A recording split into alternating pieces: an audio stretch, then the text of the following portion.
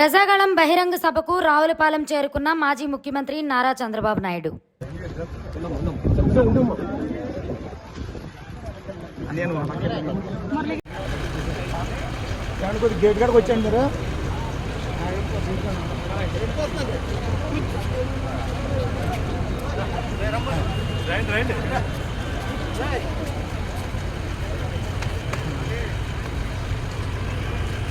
కూటమి అధికారంలోకి రాకపోతే హై స్కూల్ పిల్లలు కూడా గంజాయి కాల్చే పరిస్థితి రావులపాలెంలో కొత్తపేట నియోజకవర్గంలో ఉంది.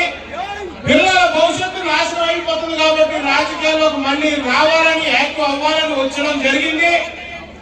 ఈ కూటమి అభ్యర్థులను నగ్గించుకుని ఈ రాష్ట్రాలకు ముఖ్యమంత్రిగా చంద్రబాబు నాయుడు గారు, ప్రైమ్ మినిస్టర్ గా మోడీ గారు ఈ దేశానికి అభివృద్ధి పదంలో నడిపిస్తారని చెప్పే ఆశతో ఈ కార్యక్రమంలో మళ్ళీ పాల్గొనడం జరిగింది.